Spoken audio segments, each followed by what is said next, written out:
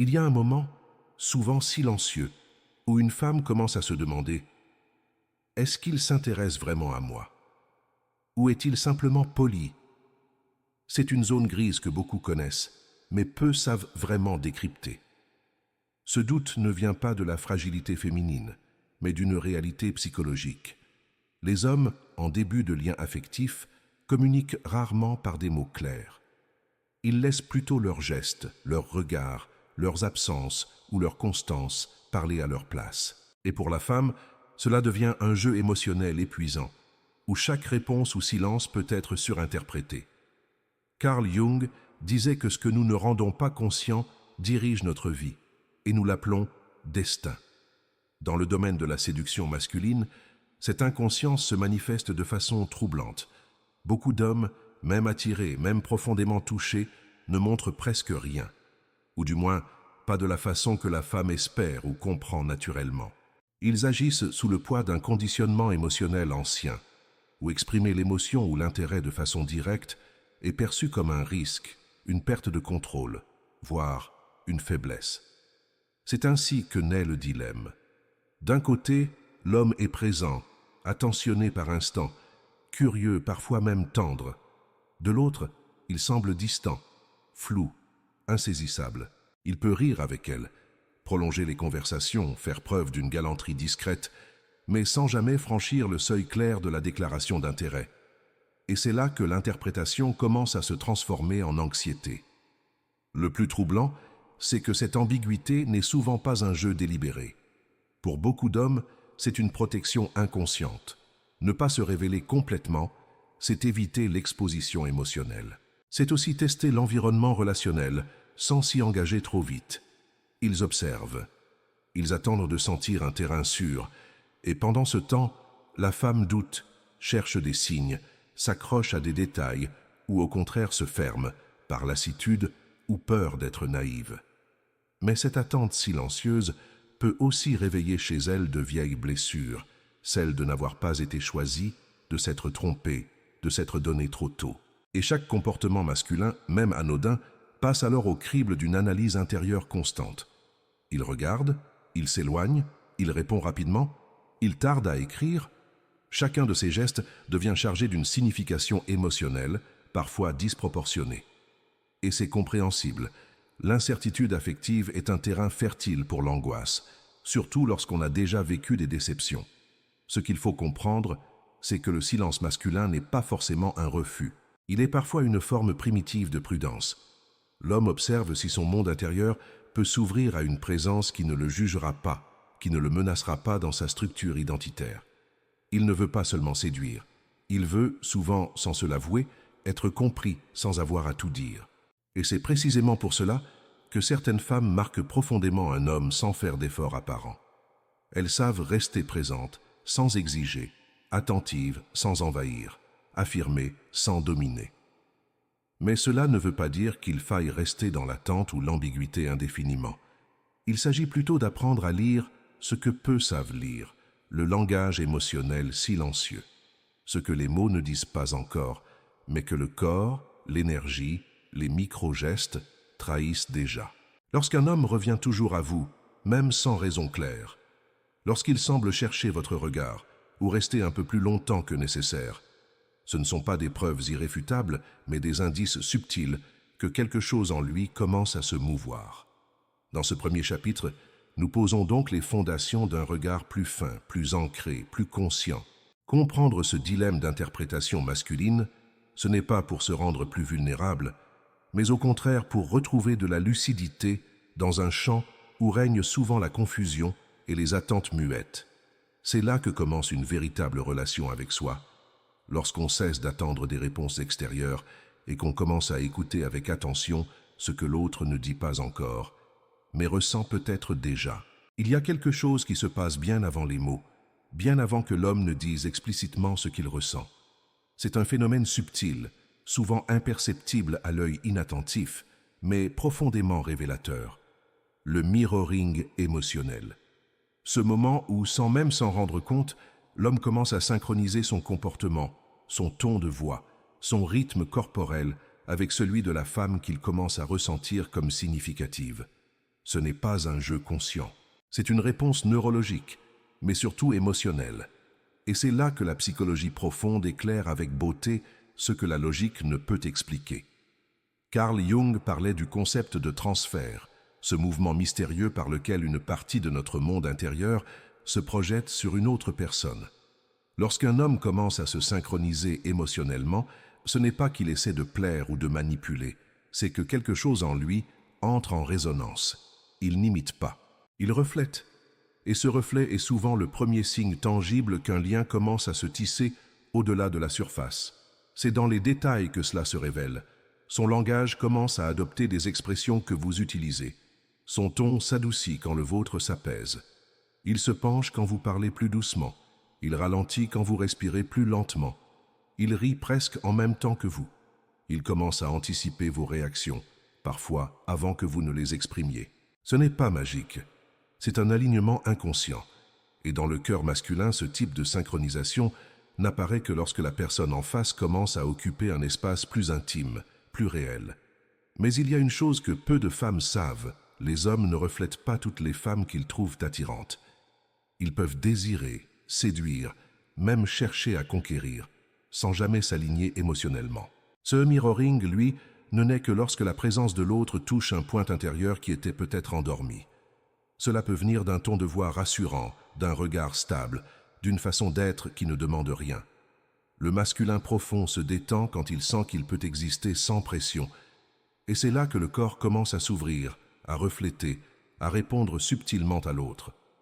Ce signal invisible est souvent négligé parce qu'il ne fait pas de bruit. Il ne s'accompagne pas de grandes déclarations ni de gestes théâtraux. Mais il vaut plus que 1000 mots. Il est le langage d'un engagement naissant. L'homme qui commence à vous refléter émotionnellement est un homme qui vous a déjà intégré dans son paysage intérieur. Vous n'êtes plus une étrangère. Vous êtes un point d'ancrage. Et cela change tout. Pourtant, il est essentiel de ne pas chercher ce signal de manière obsessionnelle. Le mirroring ne peut pas être forcé. Il apparaît dans un espace de sécurité, de lenteur, de sincérité. Si vous l'attendez, il se cache. Si vous l'observez avec calme, il se dévoile peu à peu. C'est une danse silencieuse entre deux inconscients. Une manière pour l'homme de dire sans mots « Je suis là, je t'écoute, je te ressens ». Dans une époque où les relations sont souvent accélérées, fragmentées, filtrées par les écrans et les attentes irréalistes, repérer ce signal devient une forme de sagesse. Cela demande de ralentir, de regarder l'autre avec attention, de sortir de la logique du preuve-amour-engagement pour entrer dans une compréhension plus fine de la présence. L'homme qui commence à vous refléter vous montre déjà, sans le savoir, qu'il ne vous perçoit plus comme une distraction. Il vous ressent comme une extension paisible de lui-même. Et cette perception-là est le germe d'un attachement bien plus profond que l'attirance seule. Ce deuxième chapitre nous révèle donc une vérité précieuse. Les vrais signes d'attachement ne sont pas bruyants. Ils sont discrets, souvent silencieux, mais puissants. Ils ne cherchent pas à impressionner, mais à s'harmoniser. Et lorsque vous commencez à percevoir ces reflets chez l'autre, vous pouvez être sûr d'une chose. Ce que vous êtes touche déjà quelque chose d'essentiel en lui. On parle souvent de l'attraction comme d'une étincelle, un éclair de désir, une alchimie presque magique. Mais ce que l'on oublie, surtout lorsqu'on parle de l'homme adulte, c'est que l'attraction véritable, celle qui dure, ne naît pas dans l'excitation, mais dans la sécurité. Contrairement aux clichés, l'homme ne s'attache pas à celle qui le déstabilise constamment, mais à celle auprès de qui il peut enfin se relâcher, sans crainte d'être jugé, ni de devoir se justifier pour ce qu'il ressent ou ce qu'il ne sait pas encore nommer. Pour l'homme, la confiance émotionnelle n'est pas un discours, c'est une expérience corporelle. Ce n'est pas « je peux te faire confiance », mais plutôt « je ne ressens plus le besoin de me protéger en permanence quand je suis près de toi ». Cela commence souvent sans qu'ils s'en aperçoivent. Ils restent un peu plus longtemps. Ils partagent un détail intime sans préméditation. Ils se montrent maladroits, vulnérables, peut-être fatigués. Et ils ne s'en excusent pas. Ce sont ces petits instants qui révèlent un basculement profond. Son système nerveux, d'ordinaire sur la défensive, commence à se détendre. Carl Jung disait que chacun de nous porte un masque, la persona, mais que sous ce masque se cache l'être véritable, souvent blessé, souvent caché. L'homme dans notre société a été programmé pour porter ce masque avec fierté, fort, stable, invulnérable. Pourtant, dès qu'il ressent qu'il n'a plus besoin de ce masque pour être accepté, quelque chose en lui change. Il devient plus doux, moins crispé. Il rit plus librement. Il ne cherche plus à séduire, mais à être. Et ce moment est crucial, car c'est souvent là que l'attachement émotionnel profond commence à se former. Pas quand il fait des promesses, pas quand il planifie un voyage, mais quand il se sent suffisamment en paix pour ne plus jouer un rôle.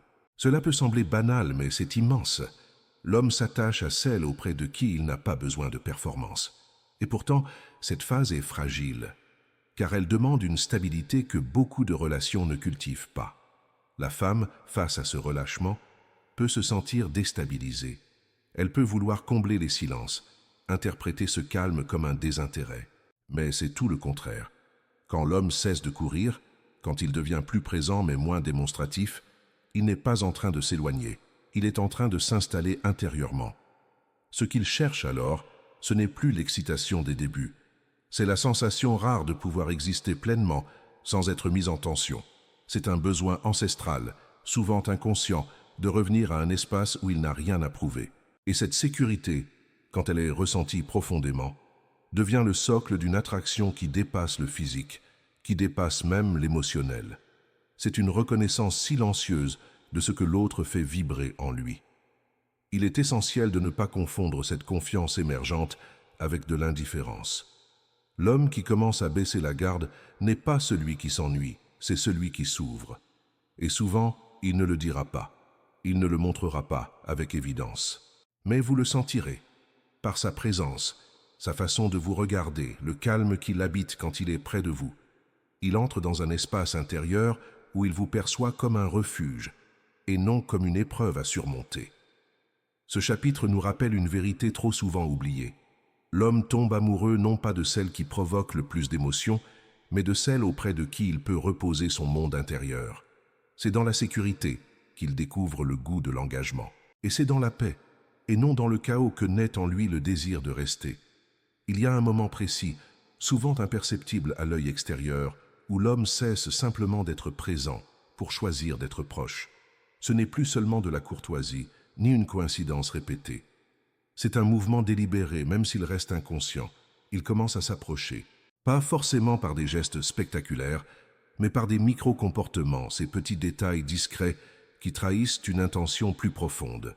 C'est là que beaucoup de femmes passent à côté d'un tournant essentiel, parce qu'elles attendent un geste clair, une déclaration, un changement radical. Mais l'homme, quand il commence à créer de la proximité, ne le fait pas en annonçant ses intentions. Il agit en silence. Il reste un peu plus longtemps que nécessaire. Il pose une question dont il connaît déjà la réponse, juste pour prolonger l'échange. Il trouve une raison de revenir. Il remarque des détails que d'autres ne voient pas. Ce ne sont pas des gestes de conquête, ce sont des signaux d'ancrage. Carl Jung nous invite à considérer que ce que nous attirons n'est pas ce que nous pensons vouloir, mais ce qui résonne avec nos structures intérieures. Quand un homme commence à créer de la proximité, ce n'est pas seulement parce qu'il vous apprécie, c'est parce qu'il ressent à vos côtés une vibration familière. Quelque chose en lui se reconnaît dans votre manière d'être. Cela ne passe pas par la logique. Cela se joue sur un autre plan, celui de la sensation de « chez soi ». Et cette proximité prend forme dans des gestes minuscules. Il se souvient d'une phrase que vous avez dite 3 jours plus tôt. Il remarque que vous avez changé quelque chose dans votre façon de vous habiller. Il vous observe quand vous ne parlez pas pour vous juger, mais comme pour vous écouter avec les yeux. Il ne vous coupe pas la parole, il vous laisse finir vos silences. Il n'est pas encore dans l'aveu. Il n'est peut-être même pas totalement conscient de ce qui se passe en lui, mais quelque chose pousse, et cela le rend plus attentif, plus présent, parfois plus maladroit aussi, car la proximité qu'il cherche à créer n'est pas encore maîtrisée. Elle le touche, l'étonne, l'oblige à sortir de ses automatismes. Dans cette phase, un piège peut apparaître, celui de vouloir accélérer, de chercher à définir ce que l'on ressent, de demander à l'autre de poser des mots sur un processus encore fragile. Mais c'est justement ici que la maturité émotionnelle prend tout son sens. Pouvoir accueillir la lenteur, savoir lire l'invisible, reconnaître qu'un homme qui cherche à être près de vous, même sans le dire, est déjà en train de vous choisir. Il y a aussi des gestes qui ont plus de poids qu'ils n'en ont l'air. Il vous confie une anecdote personnelle. Il vous invite dans un espace qui lui est intime, un lieu, une habitude, une mémoire. Il vous demande votre avis, non pas pour faire la conversation, mais parce que votre regard compte déjà. Ce sont des indices puissants, mais calmes. Ils ne réclament pas l'attention. Ils ne séduisent pas. Ils s'installent. Et parfois, le corps parle encore plus fort que les mots. Il se tourne vers vous quand vous parlez à quelqu'un d'autre. Il ralentit son pas pour marcher à votre rythme. Il vous cherche du regard dans une pièce pleine de monde. Il vous touche légèrement le bras, presque par réflexe. Ces gestes-là, quand ils sont sincères, trahissent un attachement naissant, car ils viennent du corps, non de l'intention. Créer de la proximité pour un homme n'est pas un jeu. C'est une prise de risque. Il sort de sa zone de contrôle. Il s'expose à la possibilité d'un lien. Et cela ne se fait que s'il sent profondément qu'il peut être vu sans être avalé, reconnu sans être emprisonné.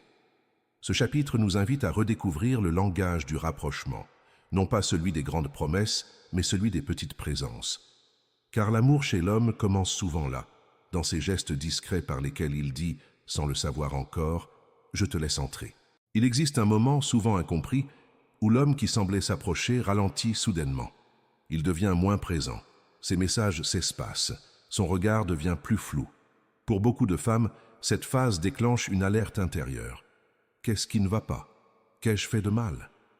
Mais ce retrait n'est pas toujours une fuite, ni une perte d'intérêt. Parfois, c'est une stratégie archaïque, inconsciente, presque instinctive, un test silencieux. Ce que l'homme cherche à vérifier sans même le formuler, c'est la stabilité émotionnelle de la femme lorsqu'il ne répond plus à ses attentes immédiates. Il teste, non pas pour manipuler, mais pour sentir s'il peut tenir dans cette relation sans perdre son espace. Pour comprendre s'il peut rester lui-même quand il ne donne pas, quand il se tait, quand il a besoin de s'isoler un moment. C'est là que beaucoup de liens échouent, non pas par manque d'amour, mais par panique face à l'ambiguïté. Carl Jung soulignait que l'homme vit souvent dans un conflit entre son anima, sa part féminine intérieure, et son besoin d'autonomie. Lorsqu'un homme commence à s'attacher, son monde intérieur s'agite. Il ressent, parfois avec violence, le désir de proximité et la peur d'être absorbé. Et dans ce conflit, le repli devient une tentative de retrouver un équilibre. Ce n'est pas contre la femme, c'est pour lui. C'est sa manière de respirer dans ce qu'il sent grandir. Mais que voit-il dans ce moment de retrait?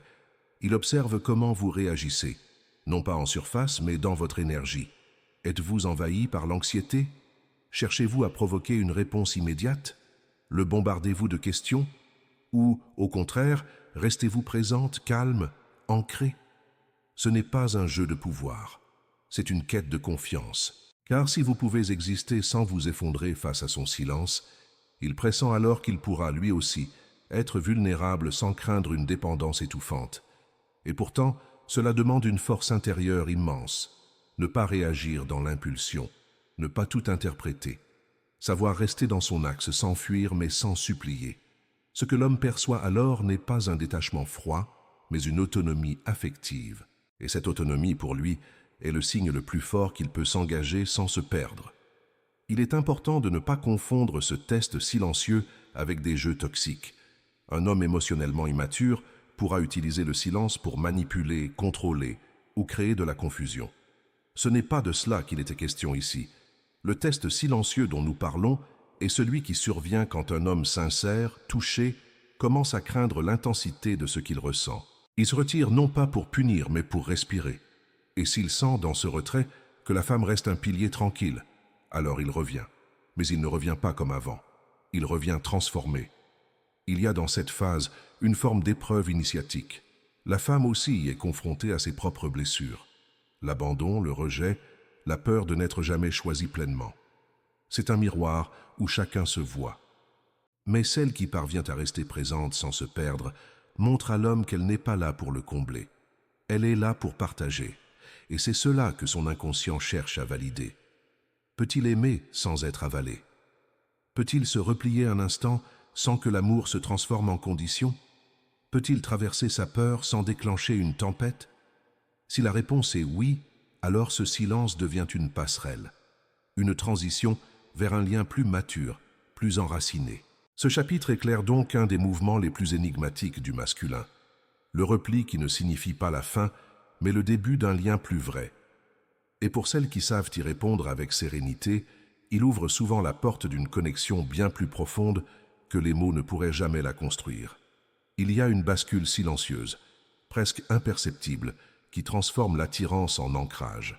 Ce n'est plus simplement l'envie de vous voir, de vous parler, de partager des moments. C'est quelque chose de plus profond, de plus intime. L'homme commence à s'appuyer émotionnellement sur vous, parfois sans même s'en rendre compte. Vous devenez pour lui une forme de régulation intérieure, une présence qui calme, recentre, stabilise. Cette phase est rarement spectaculaire. Elle ne s'accompagne pas de grandes déclarations. Elle s'installe dans le quotidien. Elle se lit dans ces petits détails que beaucoup ne voient pas mais qui, pour l'homme, révèlent une transformation cruciale. Il ne vient plus seulement à vous pour le plaisir ou le désir, il vient chercher une forme de paix. Et lorsqu'un homme commence à chercher cette paix chez une femme, c'est qu'elle est devenue une référence émotionnelle dans son monde. Carl Jung expliquait que l'âme masculine cherche l'unité, mais craint la dépendance. Lorsqu'il sent qu'il peut être compris sans être enfermé, entendu sans être corrigé, aimé sans être domestiqué, quelque chose en lui s'apaise. Et c'est dans cet apaisement que naît l'attachement réel. La femme devient alors un point fixe dans l'océan instable de ses émotions.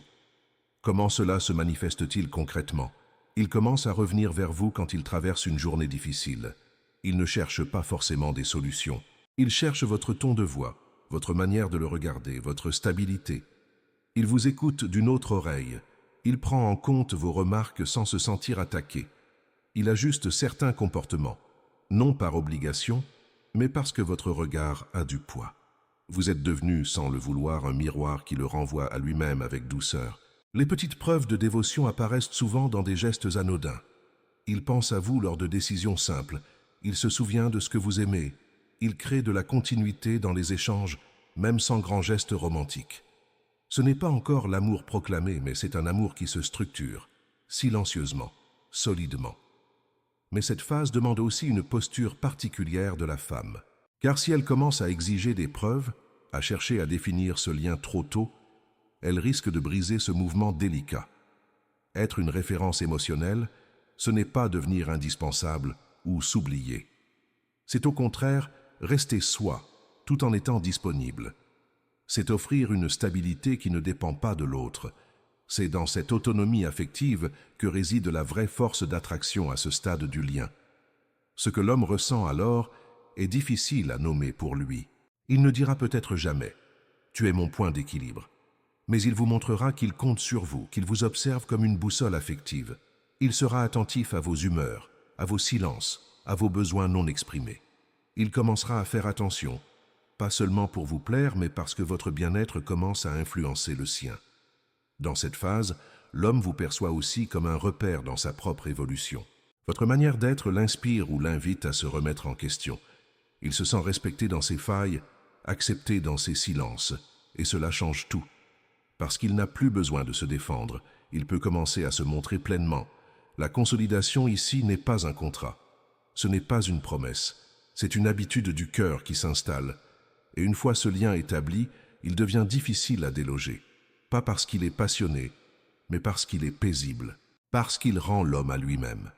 Parce que votre présence devient un lieu où il respire mieux. Ce chapitre nous rappelle que l'amour adulte n'est pas une course vers l'intensité. C'est un chemin vers la profondeur. Et dans ce chemin, la femme qui devient une référence émotionnelle n'a pas besoin de prouver qu'elle mérite l'amour. Elle incarne simplement un espace où l'autre peut enfin déposer les armes. Il y a un moment, rare mais décisif, où l'homme ne vous regarde plus seulement comme une présence agréable ou une compagnie apaisante. Il vous regarde comme une évidence. Ce moment marque le tournant. Il ne s'agit plus de curiosité, d'élan ou d'envie. Il s'agit de dévotion. Et ce basculement ne se fait pas dans le bruit, mais dans une reconnaissance silencieuse. C'est ici que je veux revenir, encore et encore. Pourtant, il est essentiel de comprendre ce que la dévotion signifie dans le cœur masculin. Ce n'est pas une soumission. Ce n'est pas une promesse éternelle criée sur tous les toits. C'est un engagement intérieur, profond, qui se construit lorsque l'homme cesse de chercher à l'extérieur ce qu'il commence à ressentir comme complet à vos côtés. Vous n'êtes plus simplement une femme attirante, vous devenez un point de paix, un centre de gravité dans son chaos personnel. Carl Jung nous rappelle que l'amour véritable ne cherche pas à posséder, mais à faire émerger ce qu'il y a de plus entier en l'autre. C'est exactement ce que ressent l'homme quand il entre dans cette phase. Il se sent plus lui-même avec vous, et c'est pour cela qu'il reste. Ce n'est pas parce qu'il a besoin de vous pour se remplir, mais parce qu'en votre présence, il ne se disperse plus. Le signe le plus clair de cette transformation n'est pas l'intensité, mais la constance. Il devient fiable, cohérent. Il n'oublie plus les détails. Il prend soin de votre monde. Il ne réagit plus avec peur ou confusion lorsqu'il sent que vous êtes forte, ancrée, vivante. Au contraire, cela l'inspire, car il ne cherche plus à vous conquérir, il cherche à construire avec vous. Et c'est ici que tout peut se jouer, dans la manière dont la femme répond à cette dévotion naissante. Beaucoup, par peur de perdre cette attention, se contractent, se fondent dans l'autre, abandonnent leur autonomie pour protéger le lien. Mais ce que l'homme ressent à ce stade, c'est précisément l'inverse. Il tombe plus profondément amoureux d'une femme qui reste elle-même, même quand il s'ouvre complètement. Une femme disponible, mais jamais dissolue, présente, mais jamais effacée. Car l'homme, à ce niveau d'attachement, ne cherche plus la fusion, il cherche la polarité. Il a besoin de sentir que vous êtes encore un mystère vivant, que vous continuez d'exister en dehors de lui, que votre lumière ne dépend pas de son regard. Cela le rassure, cela l'aimante, cela le pousse à s'engager plus librement, parce qu'il sait qu'il n'est pas responsable de votre bonheur, mais qu'il peut y contribuer. La dévotion masculine mature n'est pas un élan romantique passager. C'est une disposition stable, enracinée dans la reconnaissance de ce que vous représentez dans son univers intérieur. Vous êtes devenu une extension naturelle de sa paix. Il commence à parler de vous aux autres, sans forcer. Il vous inclut dans ses projets. Il vous consulte. Il vous protège, non par instinct possessif, mais parce que votre bien-être est devenu une priorité spontanée. Ce tournant ne se produit pas avec toutes les femmes. Il ne dépend ni du physique, ni du statut, ni même de la compatibilité rationnelle. Il dépend de la qualité de la présence. Une femme qui sait être là sans s'imposer, qui écoute sans vouloir corriger, qui reste dans sa force douce sans se raidir, qui aime sans se dissoudre. Et quand cette femme est là, l'homme ne lutte plus. Il reconnaît, il choisit, il s'abandonne, non pas à elle, mais à ce qu'il devient avec elle. C'est cela, la dévotion. Et c'est un amour qui ne fait pas de bruit, mais qui ne s'éteint pas facilement. Ce chapitre est une invitation à ne pas chercher à forcer ce moment. Il ne peut pas être précipité. Il émerge dans le silence, dans la constance, dans l'authenticité. Et lorsqu'il se produit, il ne laisse plus de doute. Vous n'êtes plus simplement une option. Vous êtes devenu la présence autour de laquelle son monde commence à s'organiser. Tout au long de cette traversée émotionnelle, une chose devient claire.